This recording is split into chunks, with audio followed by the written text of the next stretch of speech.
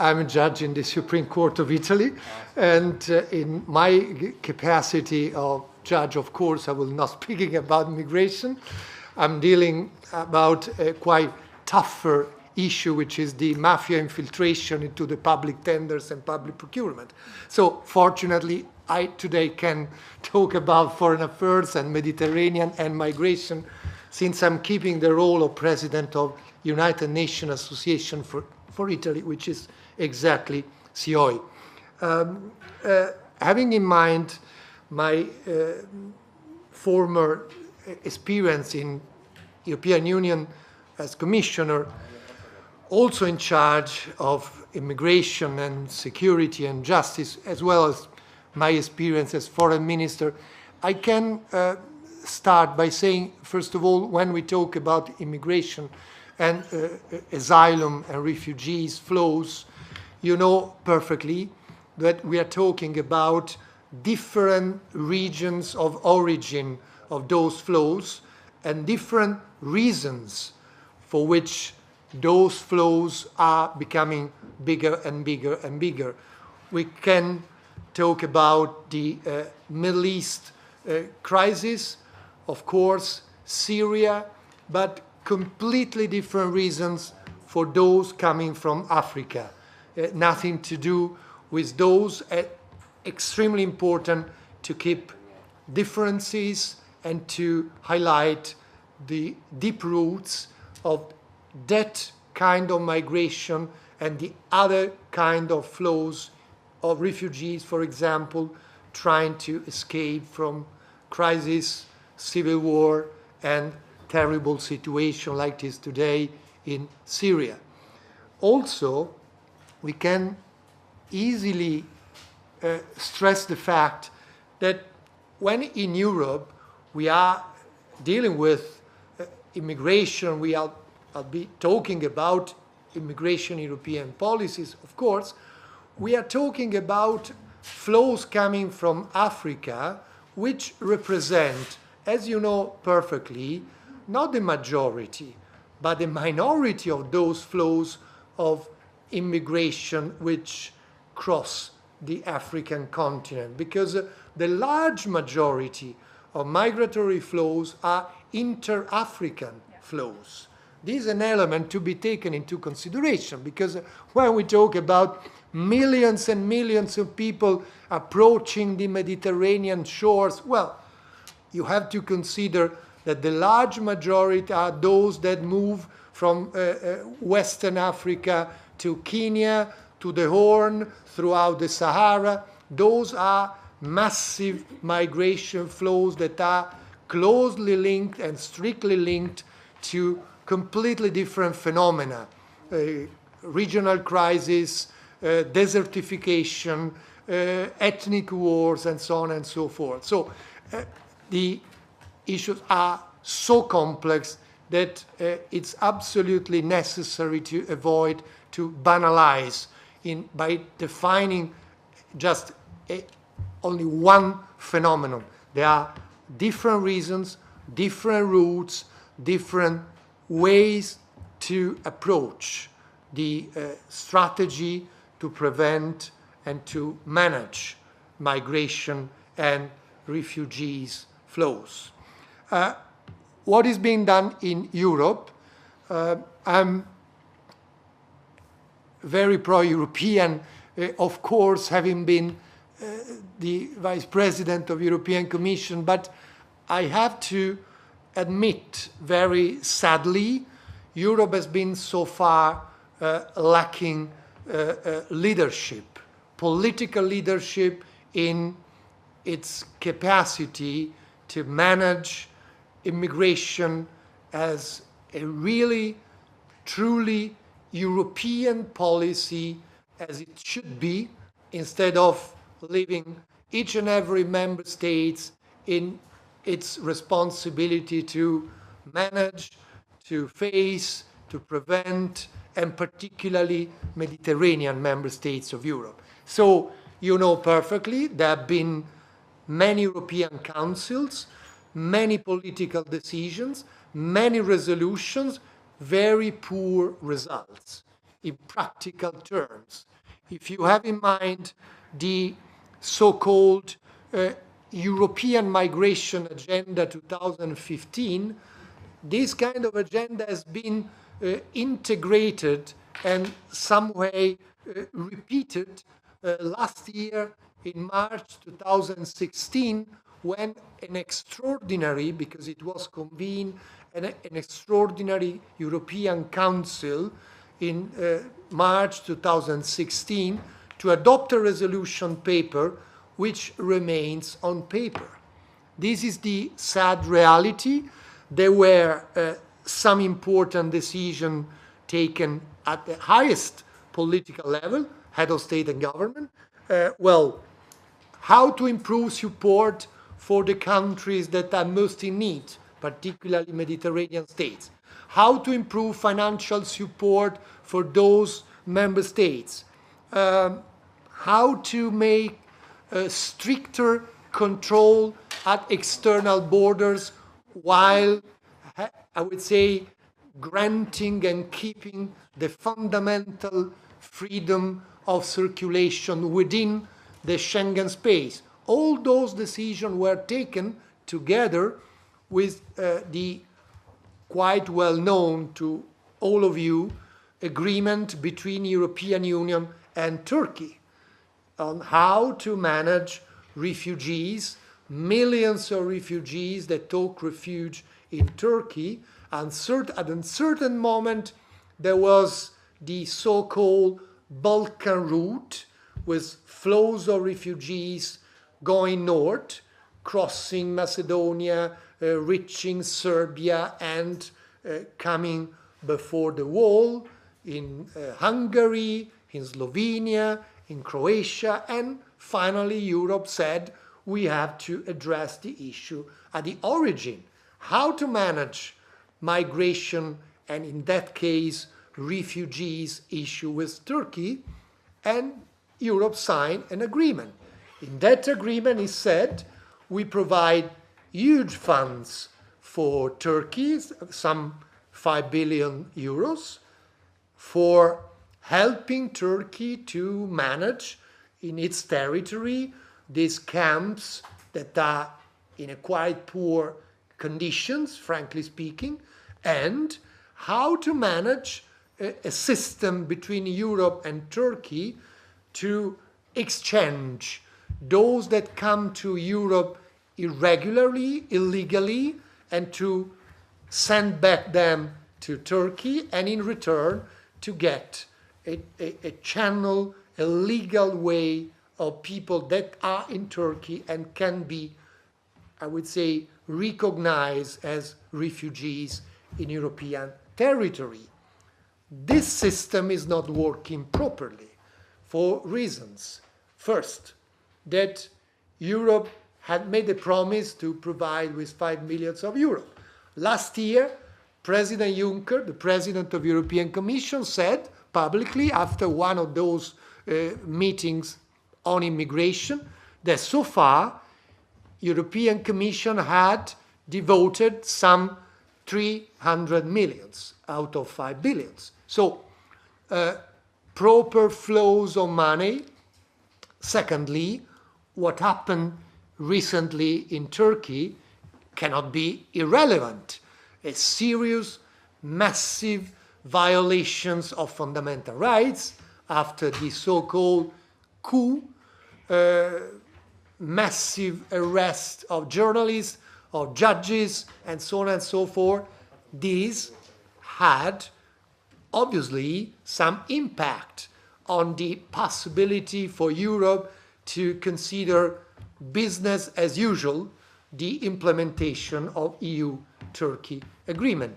Thirdly, there was a very important chapter in that agreement with Turkey, how to recognize and when to recognize visa-free regime for Turkish people.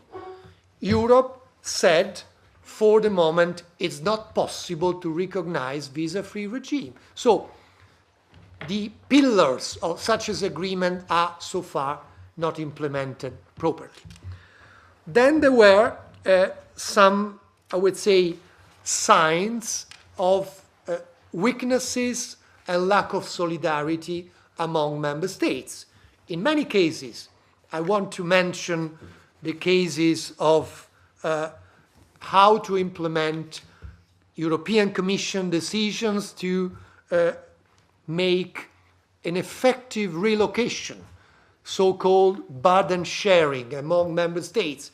You know, there has been even a formal meeting of a group of member states, so-called Visegrad Group, that met and said formally, with the Polish delegation first, we reject in principle burden sharing among member states. This is absolutely a break in the fundamental European pillar since Tampere Council of European solidarity and European mutual trust among member states. If you reject publicly, after at the highest political level in European Council had been taken a decision on burden sharing, you put in doubt the credibility of European system as a whole. So it's not just a lack of solidarity, it's a clear voluntary rejection of political decision taken at the highest political level. And this is a serious problem, obviously, for the next steps.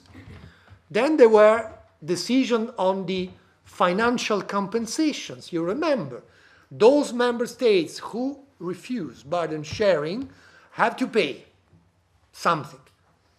Absolutely against all those that were potential destinataries of those decisions, said nothing to do with European treaty, there is not a legal basis to adopt such a decision. So, no, not at all. What to do now? First of all, we should try to consider that, unfortunately, immigration and refugees policies had been considered too often in the light of domestic politics. And this, unfortunately, had a terrible counterproductive impact because national governments look at the migration looking at the votes, at the voters, at the national elections, not at the good and the evolution for the good of European Union as a whole and for migrants and refugees themselves. So there was the asymmetry between the global dimension and dramatic dimension. We are not talking about numbers, we are talking about human beings, and the national and provincial approaches taken by the large majority, I would say, of European member states looking at how we can solve this issue. This is a political problem that cannot be solved by judges like me, cannot be solved by the Court of Justice of European Union, should be solved by political leadership. This is the first point on what to do. On the substance, we have been talking since my times in Brussels about the idea of a flexible solidarity. We understand the principle of solidarity as it is in the treaty, given the evolution in the world, have to be reinterpreted. Otherwise, in practical terms, it will be not implemented. So, flexible solidarity means, first of all, reinforcing a European asylum policy. This is the departing point. You know perfectly we don't have yet. At my times, 10 years ago, I had proposed to work on strengthening the current, at the time, directives on common asylum policy. First of all, thinking on a common European list of safe countries. We have now not yet achieved, after 10 years of political discussion. Why? Because in a given country, a given origin country is not considered safe, and those nationals are recognized as refugees, while in another member state it is recognized as a safe country. But since the refugees have the right of free circulation, some member states said, well, I cannot accept that another state recognizes a people coming from Kenya as refugee, and so I cannot accept this freedom of circulation throughout European territory. Since we don't have yet a common list of safe countries, we have still this problem on the table. The second point, how to strengthen the, I would say, asylum agency responsibility and competencies. It is not possible to keep a situation where national social allowances for refugees are so different, because there is asylum shopping system. One can decide where to go. You know perfectly the situation of Germany, that used to recognize the application of refugees to those holding a Serbian passport, where Serbia is even candidate for membership of European Union, for those holding a Serbian passport but coming from Pristina. At a certain moment, suddenly, Germany realized this was a pulling factor for many people that have nothing to do with refugees, people living in a country which is a candidate for the European, and so had to change. But there are still so different social allowances in member states that European Asylum Agency has to have the power, the responsibility to harmonize. Harmonization of rules is the second key point. The third point, we should finally be able to make a clear distinction between refugees and economic migrants. We make always a confusion because, of course, rules are different and should be different, given the fact that the human rights protection should be, of course, the same, but rules for refugees are different, and we have to make a distinction. Very often we make a confusion between categories that are not the same. And so, in that way, we run the risk to weaken the international protection rules. Because if we make a confusion with those that have nothing to do with a crisis, civil war, persecution, serious violation of human rights at home, you weaken indirectly the international protection that are exactly those rules aiming at preventing and reacting with those cases of serious violation that justify the three cases: asylum, secondary protection, and humanitarian reason protection. These three should be kept different and distant from the rules applicable to economic migrants. But distinction is still unclear. Then we have to, in my view, the point number 4, it is not a paradox, it's the reaffirmation of our principles. Exactly in a moment where there are those putting in doubt freedom of movement, we should strengthen Schengen Space, just to avoid running the risk to have a dissolution of Schengen. Schengen was one of the most important achievements in the recent decades in European Union. I remember myself in Christmas 2007 when we enlarged, under my responsibility, Schengen Space to the new member states. When I opened the borders in our country, in Italy, between Gorizia and Nova Gorizia, there were people, old people crying, because these were crossing points where people were shooting 10 years before, or the crossing points between Trieste and Fernetici, now in Slovenia, where people tried to escape during Tito's regime. And now these borders are open, or between Poland and Germany. So in this moment, we realized this is a great achievement for Europe. So now, not paradoxically, we have to strengthen, not to weaken, the achievement of Schengen Space while keeping an important system of visa regime, which is finally a biometric visa system. Now, not all the system of biometric visa is implemented yet.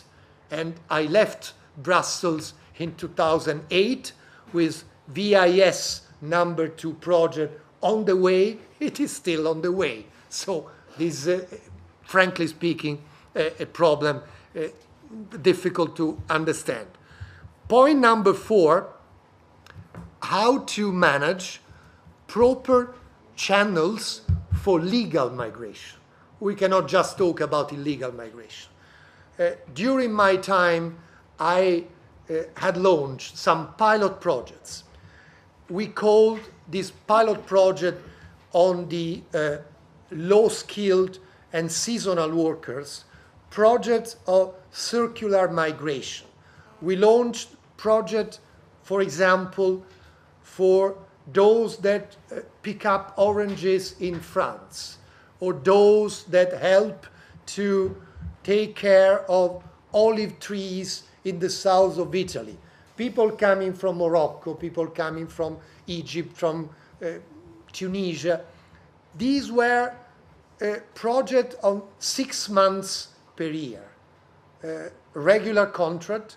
They were paid 900 euros per month, not in black, legally, and they used to return at home after 6 months, and those money were used with the system of microfinance to open a micro business in their origin cities. This system was functioning. We launched another pilot project in Mauritania, in Nouakchott, and this project worked. Unfortunately, the economic crisis, what happened after that, led to the suspension of those experiences of pilot projects for seasonal and circular workers. Because if you combine 6 months of getting regular money with a microfinance access to the origin cities, you can offer to those people a perspective not to migrate again. And then I launched what is still fortunately working, the European Blue Card. The European Blue Card is still there. It is for high-skilled workers.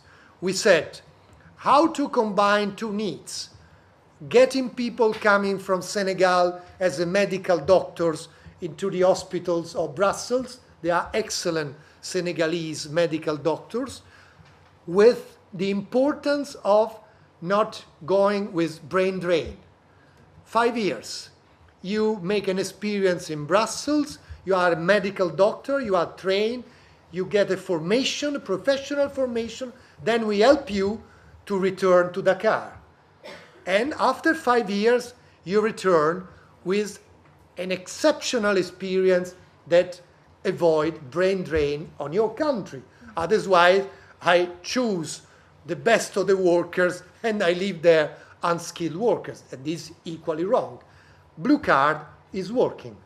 But this is unfortunately not yet in a systemic way. So my fifth point is a channel, a system, a strategy for legal migration. You cannot just react to the emergency flows. My point number seven is how to make European and national rules respected. There is a European directive on return. How to guarantee repatriation of those that are not allowed to stay on European member states' territory, and these, the only way is agreements with third states. You cannot imagine that transit states be the coast guard of European Union. They cannot be, they don't want to be. So you have to get an agreement with the origin country. Italy is doing something very good. For example, recently with Niger, with some sub-Saharan origin countries for migration flows, but it is important to have agreements. We have agreements with Egypt, we have agreements with Morocco, but agreements with origin countries of those people that cannot stay on the territory.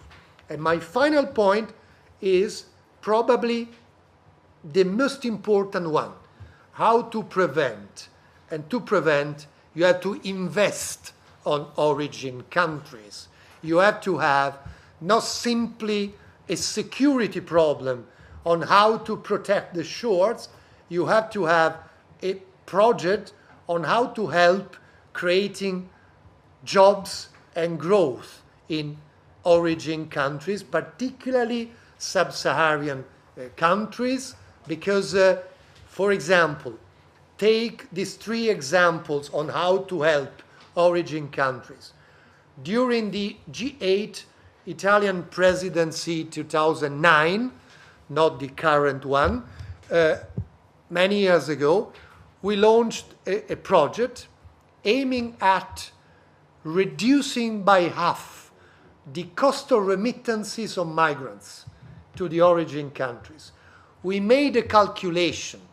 If the money transfer would have accepted to bring to 5% from 10%, which is on the average the cost of remittances, 5%, this 5% would have practically duplicated the amount of European money transferred to origin country. Wow.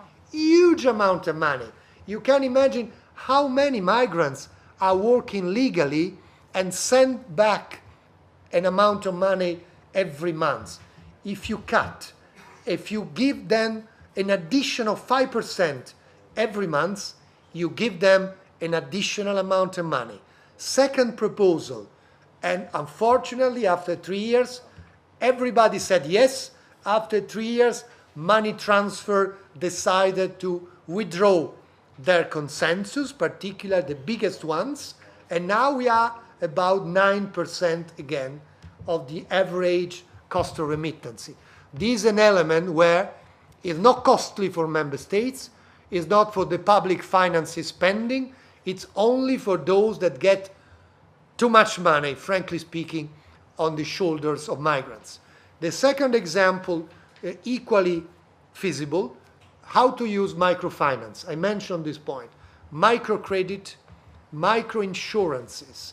These are means that require, I would say, a better networking of contacts with banks and financial institutions. But frankly speaking, if we first reject any proposal to give the possibility, to give a chance for microfinance, frankly speaking, is an illusion to think that a bank in Ghana or a bank in Senegal will provide huge system of microfinance. We should take such an initiative. The third example is the example of, I would say, how to transform the traditional paradigm. We are the rich donors you are the poor recipients in a new paradigm of equal partnership. I want to give you money, but I want you to be accountable. You have to realize the activity for which I pay. Otherwise, you put money in the hands of undemocratic regimes, in many cases, to be fair, to be nice, and we don't see results. I close with not an anecdote, but a real finding during my experience as commissioner, together with Commissioner for Aid for Development. At the time it was Commissioner Louis Michel. By the way, he's the father of the current Prime Minister of Belgium. He was my colleague. We presented together a report on the effectiveness of European aid to Africa. What was the amazing result? We were transparent and we published. 85% out of 100 euros are not reaching the destinataries, only 15 euros out of 100.